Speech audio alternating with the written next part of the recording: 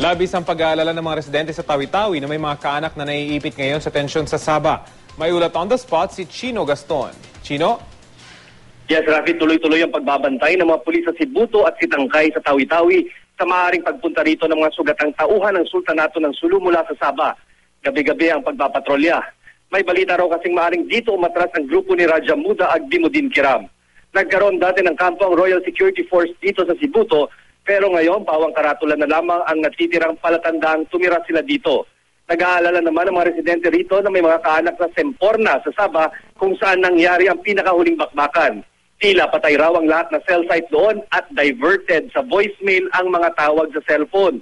Samantala, magdadalawang linggo nang nakaantabay dito ang BRP Tagbanwa na pawang ito yung ship o yung Navy ship na magsasagawa ng humanitarian mission sa Sabah. Kompleto ito sa gamot at pagkain pati mga doktor.